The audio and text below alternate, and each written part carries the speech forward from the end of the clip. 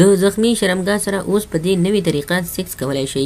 سلام ګران لیدونکو، هیله ده چې روغ جوړ او د صحت جامې مو پرتن وي. زه یو ځل بیا ستاسو په خدمت کې د یو نوي ویډیو سره حاضر یم. هیله ده چې د پام وړ مو وګرځېږي.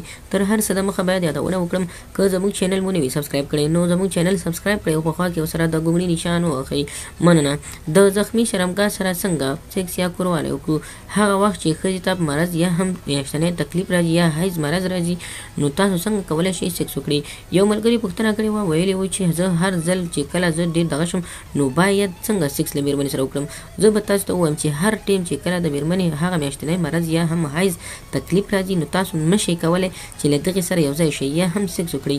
تر ټولو بهتره طریقه، تر ټولو بهتر کار دا دی چې تاسو د دغې 7 ورځو په اندازه تاسو انتظار وکړئ او هیڅکله هم ستاسو خپل مېرمن نه تښتي او نه څوک دسکه بیایي، ځکه دا ستاسو ده او ستاسو به تر قیامته پورې پاتې اوسیږي. نو هر وخت تاسو دا سوچ مه کوئ چې باید زه په هر ټیم کې له خپلې مېرمنې څخه ضرورت پوره کړم، نو هیڅ سوچ مو دې زده نه وي. خو که بیا هم تاسو غواړئ چې تاسو له دغې سره یو ځای شئ سیکس وکړئ، نو تاسو کولی شئ د ښځې د مېرمنې د ورنونو څخه ګټه واخلئ. یعنې اول خو زه تاسو ته وایم چې هیڅکله هم د مېرمنې ته دا تکلیف مه رسوئ او مه داسې خواهش کوئ، ځکه تاسو دغه 7 ورځې کولی شئ انتظار وکړئ.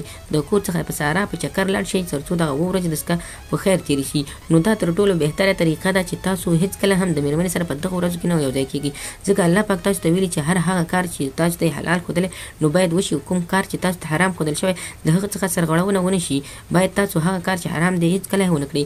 یعنې زموږ مطلب دا دی چې که چېرته ستاسو دغه ځان هیڅکله هم ونه غواړي چې تاسو د مېرمنې سره یو ځای شئ، نو باید بیخي یو ځای نه شئ.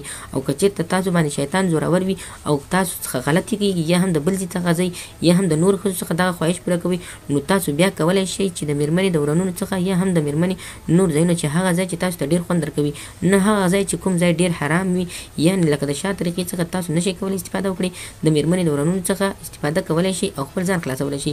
خو زه بیا هم وایم چې تاسو باید دغه کار ونه کړئ. او که بیا هم تاسو باندې چېرته شیطان زورور وي او تاسو نشئ کولی ځان کنټرول کړئ، نو بیا کولی شئ مېرمنې د دغه ځای څخه چې تاسو ته ما وښودو استفاده وکړئ یا ګټه واخلئ. نو خدای دې وکړي ملګرو زموږ ویډیو څخه غلط مطلب وانه کړئ، زموږ ویډیو لایک کړئ، شیر کړئ، زموږ چینل هم سبسکرایب کړئ. مننه.